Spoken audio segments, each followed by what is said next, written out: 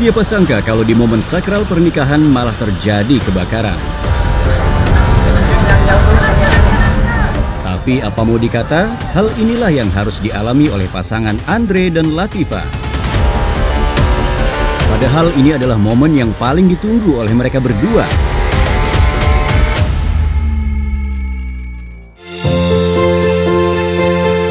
Ya, hari pernikahan. Pernikahan adalah momen sakral yang paling ditunggu-tunggu oleh calon pengantin.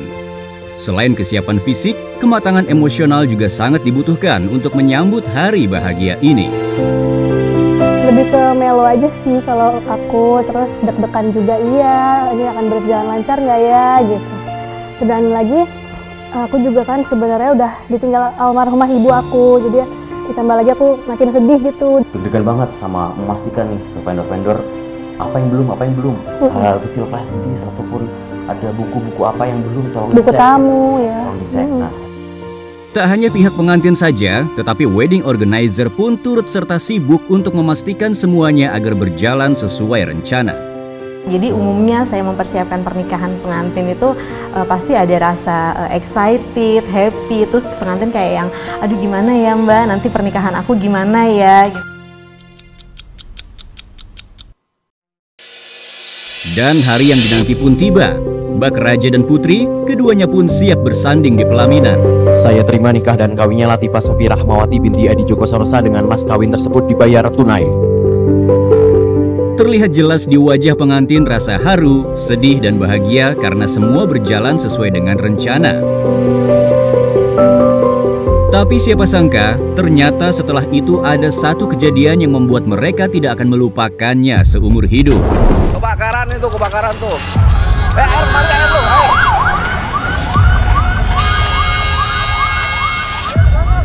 Jangan air nih. Air, mari air lu, air. Tidak ada satupun yang bisa memprediksi kalau rasa bahagia tiba-tiba saja berubah menjadi panik dan takut. Gedung yang menjadi tempat resepsi di Jalan Gatot Subroto, Jakarta Selatan ini tiba-tiba saja terbakar di lantai 7. Sontak kejadian tersebut langsung mendapat respon yang beragam dari berbagai pihak. Jadi saya juga kurang percaya gitu mana kebakarannya, sampai akhirnya ngelihat ke kaca, ke jendela di luar gitu, di luar gedung ada abu mulai turun tuh. Nah situ baru aku kayak ngerasa, hah serius nih nikahan gue kebakaran. Nah itu kebetulan ada dua tim aku di situ. Jadi ada dua tim aku di situ yang pertama dia tuh ngelihat keluar gitu loh, ngelihat keluar tuh kok orang-orang di luar tuh pada teriak gitu turun gitu. Cuman kan nggak kedengeran ya, karena kan kita tutupan kaca semuanya. Walau titik api tidak berada di area pernikahan, tapi risiko api menyambar tetap saja ada. Oleh karena itulah, tidak ada toleransi selain dilakukannya evakuasi. Tapi di balik itu semua, ternyata pihak wedding organizer sudah mendapat firasat sebelumnya. Jadi firasat itu sudah ada. Terus saya tuh 1 hari sebelum acara, kok kayaknya gue ngerasa kurang nyaman ya gitu. Terus aku bilang ke tim terus gini, bismillah ya, semoga acara lancar gitu. Kejadian ini diketahui bermula saat salah satu rekan dari pengantin pria mendengar sebuah ledakan yang berada di dalam kafe, yang kemudian dengan cepat menyebar hingga ke bagian luar gedung. teman-teman gurung situ lagi break kan, habis akad dong. Nah, lihat kok di rooftop itu ada orang-orang yang nata-nata kursi. Tiba-tiba di salah satu food stall ada kaca-kacanya itu di dapur, ada suara gas meledak. Saat melihat kebakaran, salah satu rekan dari pengantin pria dengan sigap langsung menelpon tim damkar terdekat, yaitu sektor Tebet, Jakarta Selatan. Lalu dengan cepat dan tanggap, para petugas pemadam kebakaran pun langsung merespon laporan. Kami mendapatkan informasi bahwa telah terjadi kebakaran di salah satu bangunan tinggi di Bilangan, Jakarta Selatan. Tepatnya di Jalan Gatot Subroto, Kelurahan Kuningan Timur, Kecamatan Setiabudi, Jakarta Selatan. Akhirnya tim memberangkatkan menuju ke lokasi tempat kejadian kebakaran. Saking cepatnya respon yang diberikan, saat proses evakuasi masih berlangsung, tim damkar sudah datang dan langsung melakukan persiapan untuk menjinakkan api. Setelah mendapatkan kepastian bahwa penghuni gedung sudah semuanya terevakuasi, kami konsentrasi untuk melakukan tahap langkah pemadaman di lokasi titik api untuk melakukan tahap pemadaman dan lokalisasiran perlambatan api. Angin yang cukup kencang saat itu ternyata membuat api dengan mudah menyebar ke titik lainnya hingga menyambar Videotron yang berada di luar gedung. Tak hanya itu, api juga merambat hingga ke lantai 16 sehingga membuat petugas pemadam harus bergegas untuk memadamkannya. Kami menginformasikan untuk menambah dukungan armada saat itu untuk melakukan tahap pemadaman lanjutan, di mana dukungan mobil pemadam kebakaran khususnya mobil tangga atau Bronto Skylab sangat dibutuhkan karena resiko lokasi ketinggian yang tidak mudah dijangkau oleh petugas.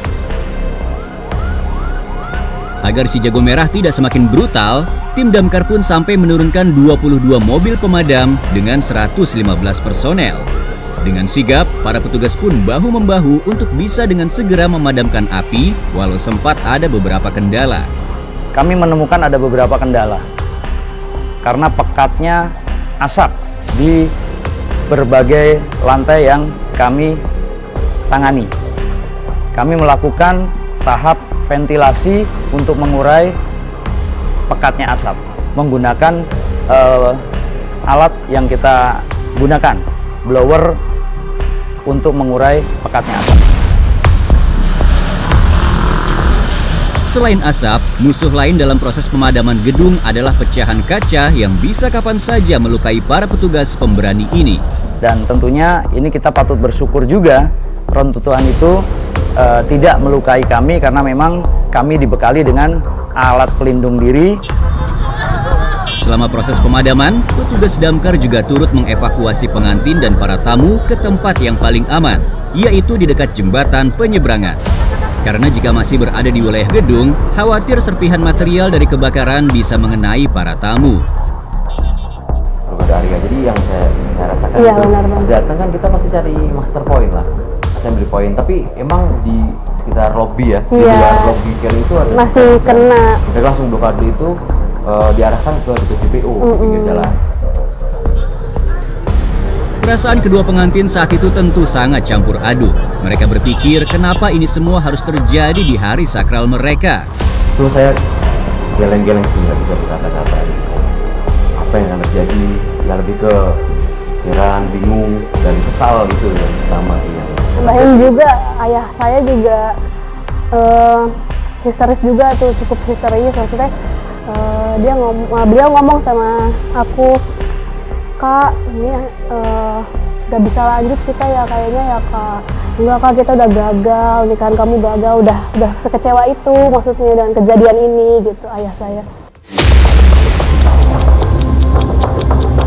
Angin segar pun perlahan mulai berhembus. Berkat kerja keras tim damkar, akhirnya api berhasil dipadamkan. Tapi bukan berarti semuanya sudah aman, karena setelahnya harus tetap dilakukan pendinginan untuk memastikan tidak ada api lagi yang tersisa. Sementara di jam tersebut, seharusnya pengantin sudah berada di pelaminan untuk menerima para tamu undangan. Tapi apalah daya, tamu-tamu undangan pun sempat tak percaya kalau ternyata berita kebakaran yang sedang viral itu terjadi di lokasi pernikahan Andre dan Latifah. Berita ini semakin cepat tersebar di sosial media karena dibagikan oleh para netizen. Viral kita masuk YouTube, masuk TV, masuk sosmed ya. Malah hingga sampai ini kita di notis sama Sandiaga Uno. Iya, Pak Menteri waktu itu ya. Menteri Pariwisata ya. Nah itu dia nge-post di Instagram atau thread itu bilang turut berduka lah untuk korban pengantin boleh kontak saya gitu. Dia bilang kami akan menyediakan venue dan catering untuk di masjid keluarga kami gitu. Iya, Masya Allah. Setelah proses pendinginan selesai, terbersit harapan dari kedua pengantin untuk bisa melanjutkan resepsi pernikahan mereka. Dan pada akhirnya, tim damkar beserta wedding organizer dan pengelola gedung mengecek lokasi apakah acara bisa dilanjutkan atau tidak. Selama proses pengecekan, tamu-tamu yang sudah terlanjur datang akhirnya diterima oleh kedua pengantin seadanya di tempat evakuasi. Jadi justru di sana itu kami lebih sibuk menerima tamu. Betul, bener. Menerima tamu, dapat apa? Angpau pernikahan, salaman, cipika-cipiki, ngobrol, kenapa kejadian gini. Akhirnya acara resepsi pun kembali bisa digelar. Resepsi bisa dilanjutkan kembali karena lokasi acara berada di bawah titik api, yaitu lantai 3. Nah, setelah dipastikan sudah oke, baru kami bisa diarahkan untuk naik. Dan ketika naik ke atas, kalau misalnya Mas ada di situ ya, kita naik ke atas itu, jadi kan kita ada eskalator, ada naik turun nih eskalatornya. Jadi tim damkarnya itu udah turun ke bawah, kita naik ke atas. Terus kita kayak dada-dada gitu, dia dada-dada, aduh rasanya tuh gimana gitu. Kayaknya memang apa ya, tugas mereka tuh segitunya itu sigap banget sih, sigap banget. Kalau nggak ada damkar, Mungkin nggak jadi resepsi, akad doang. Padahal yang mahal resepsi.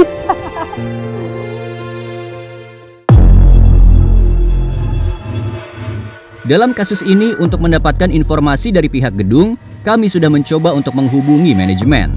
Namun sepertinya mereka sudah lebih dulu untuk menutup kasus ini dalam-dalam. Iya, selamat siang Mas, dengan Rizky dari 17 Mas. Mau ketemu siapa? Mau ngomong siapa? Mau kontak dengan PR-nya. Oh iya, keperluannya?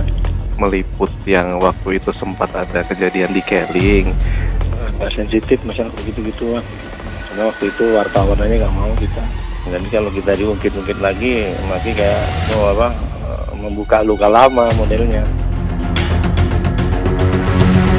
Kejadian seperti ini memang sangat butuh penanganan cepat, sehingga kerugian dan korban bisa sangat diminimalisir.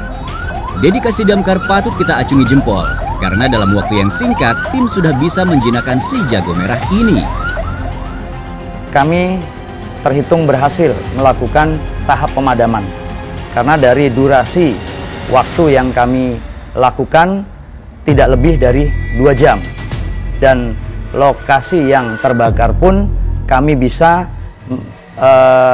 batasi. Kurang lebih hanya 10 lantai yang terbakar. Karena kalau mengingat geografis kontur dari bangunan itu cukup tinggi. Potensi perambatan api tentunya pasti ke atas. Tapi kami berhasil melakukan lokalisir. Bravo Damkar! Jaya, jaya, jaya!